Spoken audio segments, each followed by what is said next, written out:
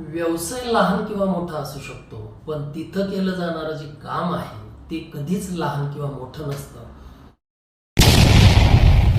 तुम्ही कुठलंही प्रॉडक्ट किंवा कुठलीही सर्व्हिस देण्याअगोदर ते किती योग्य व्यवस्थितपणे प्रेझेंट करत आहात, ते समोरच्याला किती व्यवस्थितपणे त्याच्यात मनात पोहोचेल असं सादर करत आहात, याच्यावर तुमच्या व्यवसायाचं बरंच काही अवलंबून असतं. जिथे मालकच स्वतः नोकर म्हणून काम करतो आणि सहकुटुंब ते व्यवसाय सांभाळतात, अशा कुटुंबाची आणि अशा व्यवसायाची प्रगती कोणीच रोखू शकत नाही. नमस्कार. आतापर्यंत बरेचसे मोटिवेशनल व्हिडिओ तुम्ही माझे ऐकून झालेले आहेत, ज्याच्यामध्ये व्यवसायाबद्दल आपण मागच्या वेळेस बोललो होतो. त्याचाच पुढचा एक भाग म्हणून आता सांगतो की तुमचा लहान व्यवसाय हा कसा मोठा करता येईल. बघा, व्यवसाय लहान आहे की मोठा आहे हे कसं ठरवायचं, यालाही काही पॅरामीटर्स आहेत आणि तुमचा व्यवसाय जर लहान तुम्हाला वाटत असेल तर तो मोठा कसा करता येईल त्याच्यासाठीही काही आयडिया आहेत.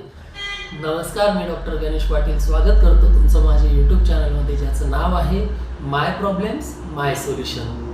त्याच्यामध्ये सगळ्यात पहिलाचा एक व्ह्यू मी तुमच्या डोक्यातनं काढून देतो, तो असा आहे की बघा, कुठलाही व्यवसाय हा लहान किंवा मोठा नसतो. त्याच्या ठिकाणी जे काम केलं जातं ना, ते काम सुद्धा लहान आणि मोठं नसतं. लोक म्हणतात की आमचा व्यवसाय मोठा आहे, आमचा व्यवसाय छोटा आहे. तुम्ही काहीही काम करा, मी मागेच तुम्हाला बोललोय, तुम्ही चहाची टपरी टाका, तुम्ही चपलेचं दुकान टाका, तुम्ही मोठा एखादं स्टील इंडस्ट्रीज टाका, तुम्ही कापडाचं दुकान टाका, तुम्ही काहीही व्यवसाय करा, पण तुम्ही करत असलेल्या व्यवसायाचं जे काम आहे ते लहान किंवा मोठं नाहीये. तुम्ही त्या व्यवसायाला जागा, त्या व्यवसायाला किती माणसं आहेत, या सगळ्या सापेक्षता वापरल्यानंतर ते ठरतं की तो व्यवसाय लहान आहे की मोठा आहे. बघा, कामाचा प्रकार, उत्पन्न, या गोष्टीने जर तुम्ही समाधानी असाल तर मग तो व्यवसाय लहान आहे की मोठा आहे याच्याशी तुम्हाला काही घेणं देणं नसतं.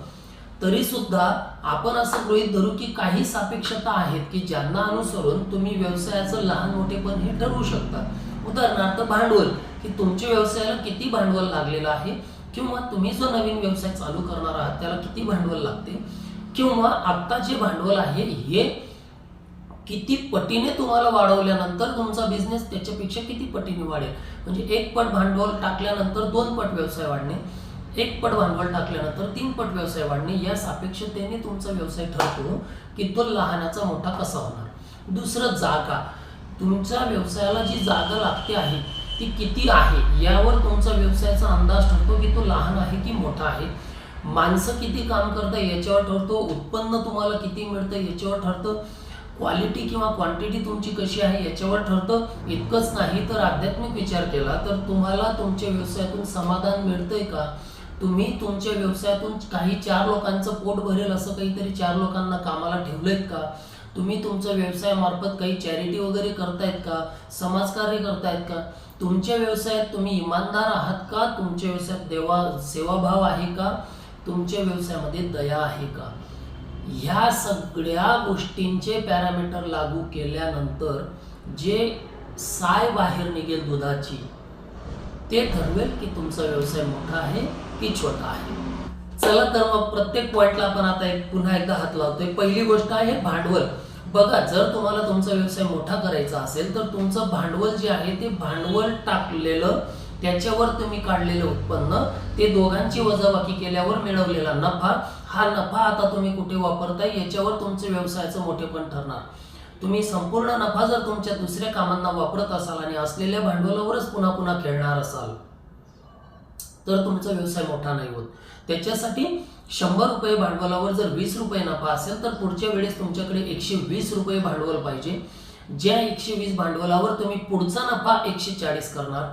असं करत करतच तुमचा व्यवसाय मोठा होणार. अन्यथा तुम्ही नफ्यातलं भांडवल हे जर का न वापरता नुसतं भांडवल म्हणून वापरलं तर तुमचा व्यवसाय मोठा होत नाही. दुसरा मुद्दा येतो जागा. ज्या ठिकाणी तुम्ही काम करताय ती जागा किती मोठी आहे याच्यावर काही व्यवसाय हे अवलंबून असतात. पण जर जागा कमी असेल तर त्या जागेचा 1-1 इंच, त्या जागेचा 1-1 पार्ट, 1-1 कानाकोपरा हा तुम्हाला वापरता आला पाहिजे. जर गाळ्याची हाईट तुमची 15 फूट असेल तर तुम्हाला 2 कप्पे करून वापरता आले पाहिजे.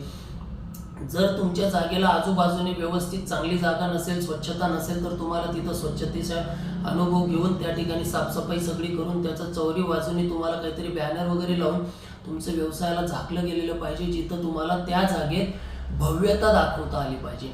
याच्यासाठी तुम्ही आकाशाचे चित्र, ढगांचे चित्र, सूर्याचे चित्र हे जर वापरले तर त्या ठिकाणी एक वेगळाच भव्यपणा तयार होतो. उजेडाची जर का व्यवस्थित सांगड घातली तर तुम्हाला छोटी जागा ही मोठी दाखवता येते. म्हणून जागा कशी आहे तिचा एक एक पार्ट तुम्हाला वापरता आला पाहिजे. सगळ्यात महत्त्वाचं म्हणजे तुम्हाला तिथं थीम वापरता आली पाहिजे. सगळ्या जागेला एकच लुक देता आला पाहिजे. मग तुम्ही जहाजाची थीम द्या, जर एखादा हॉस्पिटल असेल तर लहान बाळांची थीम द्या, एखादी हॉटेल असेल तर तिला गार्डनची थीम द्या. तुम्ही देत असलेल्या थीममध्ये टाकाऊ वस्तूपासून टिकाऊ वस्तूचा वापर करून तुम्ही तुमची जागा अधिक प्रेझेंटेबल, की जो व्यवसाय तुम्ही करत आहात त्या व्यवसायाला लागून तिथं प्रेझेंटेशन दिसलं पाहिजे, जेणेकरून आलेलं ग्राहक ते प्रेझेंटेशन पाहिल्या मी इथून काहीतरी आता घेणार आहे, किंवा तुम्ही जी सर्व्हिस देत आहात मी यांची सर्व्हिस नक्की घेणार आहे, हे कधी ठरवेल ज्या वेळेस तुम्ही ते करणार. एक आर्किटेक्ट जर का फक्त प्लेन ऑफिस घेऊन बसला आणि दुसरा आर्किटेक्ट जर त्याच्या सगळ्या भिंतींवर छान छान असे मस्त सुंदर प्रोजेक्ट्सचे चित्र ठेवून बसला तर ऑब्विसली दुसऱ्यावाल्याकडे लोक आपोआप आकर्षित होतात. पुढचा मुद्दा, तुमच्याकडे किती माणसं काम करतायत. बघा, कधी कधी व्यवसाय छोटा असतो, जास्त माणसांची गरज नसते, इथपर्यंत बरोबर आहे. पण जर व्यवसाय मोठा असेल तर जेव्हा मालकच स्वतः नोकर म्हणून उतरतो आणि स्वतः नोकर म्हणून उतरत असताना त्या सहकुटुंब ते सगळं काम करत असतात, अशा कुटुंबांची प्रगती कोणीही रोखू शकत नाही. मी नाशिकच्या एका हॉटेलमध्ये गेलो होतो, ज्या ठिकाणी मालक होते, अशी जाड मिशी होती, पैलवानी तब्येत होती. त्यांनी पाहिलं की आम्ही 7-8 लोक जमलेलो आहोत, छानपैकी गप्पा करत आहोत, आता जेवायला बसतो आहोत. अशा वेळेस ते थोड्या वेळात आमच्याजवळ आले, म्हटले अरे तुम्ही जेवत नाहीये पोटभर.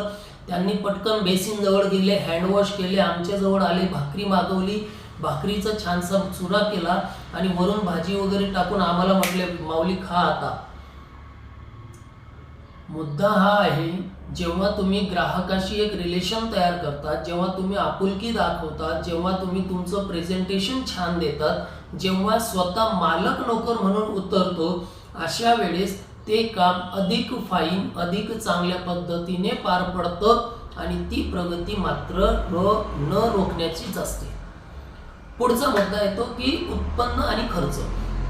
बघा काय होतं की उत्पन्न जर तुमचं 100 रुपये येत असेल आणि खर्च जर तुमचा 40 रुपये असेल तर तुम्हाला नफा आहे 60 रुपये, बरोबर. पण काय होतं बऱ्याचदा की ते 60 रुपये जास्तीचे पूर्ण मिळाले पाहिजे हा एक काही लोकांचा हव्यास असतो. पण त्याच्याने नुकसान काय होतं की हा त्या गोष्टीतला रेट ॲडजस्ट करत नाहीये, हा त्या गोष्टीमध्ये जास्त नफा खातोय. या गोष्टी एकदा का ग्राहकापर्यंत पोहोचल्या तर ते ग्राहक पुन्हा तुमच्यापर्यंत येत नाही. मग 100 रुपयातला 40 खर्चामध्ये 60 रुपये नफा करण्यापेक्षा 100 रुपयाची वस्तू ही तुम्ही 80ला विका, 40चं जाऊ दे, 40 नफा काढा, किंवा 100ची वस्तू तुम्ही 50ला विका, 50चा नफा जाऊ द्या, 10 रुपये तुम्ही नफा काढा. पण जिथं नफा तुम्ही कमी करणार आणि ग्राहकाची क्वांटिटी वाढवणार, जास्त ग्राहकाकडून थोडा थोडा नफा घेणं कधीही योग्य राहील एकाच ग्राहकाकडून जास्त नफा घेण्यापेक्षा. पुढचा मुद्दा असा आहे की क्वालिटी आणि क्वांटिटी या दोघांमध्ये काय तारतम्य सांगता येईल. तर क्वालिटी आणि क्वांटिटीचं बरेच लोक काय म्हणतात की तुमच्याकडे क्वालिटी जर असेल तर लोक आपोआप येतात. पण माझं मत असं आहे की तुमच्याकडे क्वालिटीही असावी आणि क्वांटिटीही असावी. एक साधं साडीच्या दुकानावरून उदाहरण घ्या. तुमच्याकडे चांगल्या क्वालिटीच्या साड्या आहेत आणि अधिक तुमच्याकडे भरपूर साड्या आहेत, तर क्वालिटी काय करते, क्वालिटी तुमच्याबद्दल विश्वास तयार करते आणि क्वांटिटी ही तुमच्या देत असलेल्या सर्व्हिसला, तुम्ही देत असलेल्या प्रॉडक्टला ही पर्याय देते. जर तुमचं फूड डिपार्टमेंट असेल, एखादं हॉटेल असेल, तर तुमच्याकडे साध्या भाजीचे किती प्रकार आहेत हा एक पर्याय झाला आणि त्या भाजीला किती चांगली चव आहे ही क्वालिटी झाली. तसं तुम्ही चहाचं दुकान असेल तर तुमच्याकडे चहाचे किती प्रकार आहेत ही क्वांटिटी झाली आणि की चहा किती छान चवीने तुम्ही लोकांना देत आहात, ती लोक पित आहेत, ही तुमची क्वालिटी झाली.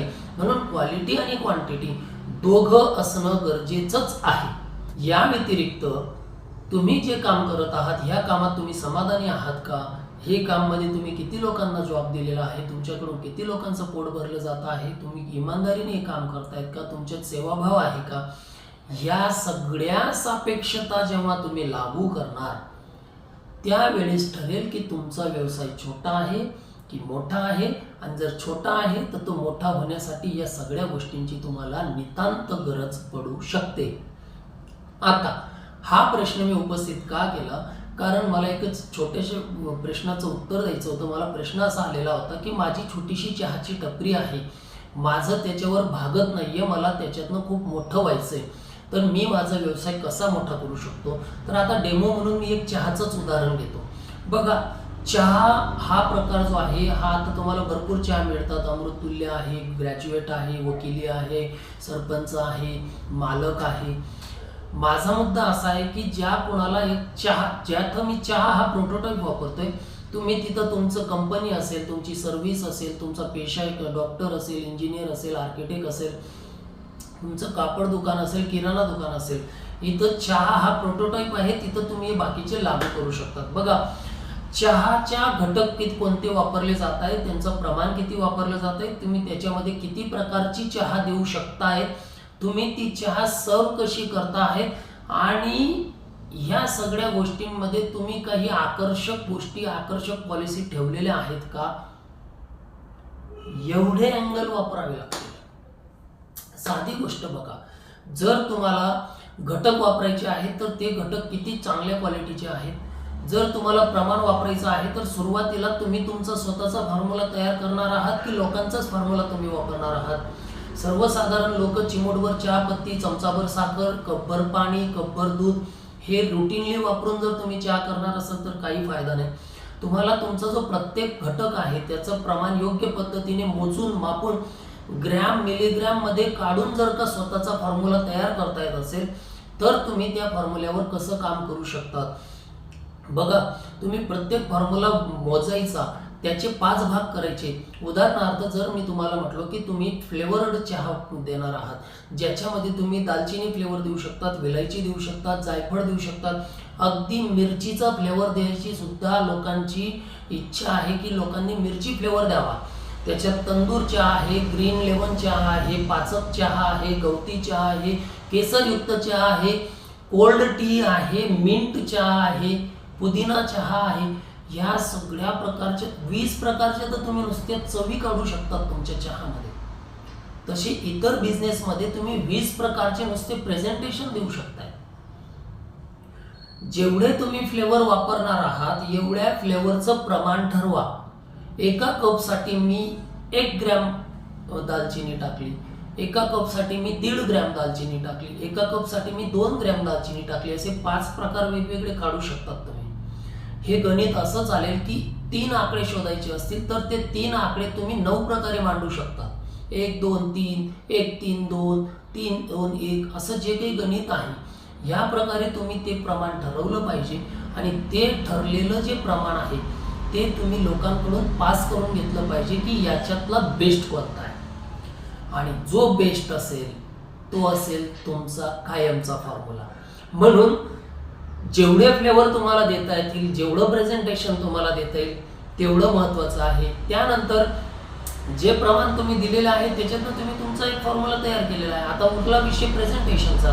प्रेझेंटेशनमध्ये तुम्ही ते काचेच्या ग्लासात देता आहात, तुम्ही प्लास्टिकच्या ग्लासात देता आहात, तुम्ही कपामध्ये देता आहात की मग तुम्ही त्या मातीच्या कुल्हडमध्ये देता आहात, बघा इथेही तुम्हाला फरक मिळतोय. त्याच्यानंतर तुम्ही जे तुमचं जी चहाची टपरी केलेली आहे तिला तुम्ही लुक कसा दिलेला आहे, त्याच्या भिंती तुम्ही ग्रीन लॉन सारख्या केलेल्या आहेत का, त्याला काही थीम दिलेली आहे का, काही आजूबाजूला तुम्ही चहाचे बॅनर लावलेले आहेत का, तुम्ही स्वतः उभे राहताना गबाड्यासारखे उभे आहेत की तुम्ही एक प्रॉपर ड्रेस घातलेला आहे. मी म्हणतो शर्टिंग करून प्रॉपर शेपचा ड्रेस घालून हातात ग्लोव्ज घालून तुम्ही सर्व करत असाल तर वाईट काय ना, लोकांचा तुमच्या क्वालिटीवरचा विश्वास वाढेल ना. त्याच्यानंतर तुमच्या टपरीला काही वेगळं नाव लोगो तुम्ही दिलेलं आहे का, तुमच्या इथं स्वच्छता कशी आहे, ह्या गोष्टीवर सुद्धा भरपूर काही अवलंबून असतं. आणि जर तुमचं एवढं सगळं मॅटर चांगलं असेल आणि तरी सुद्धा तुमचा बिझनेस हा योग्य पद्धतीने चालत नसेल तर माझी तुम्हाला अशी विनंती आहे, तुम्हाला क्वालिटी बदलावी लागेल, तुम्हाला क्वांटिटी आणावी लागेल, तुम्हाला सहकुटुंब उतरावं लागेल, तुम्हाला तुमच्या जागेचा जो लुक आहे तो बदलावा लागेल, त्याचं प्रेझेंटेशन बदलावं लागेल.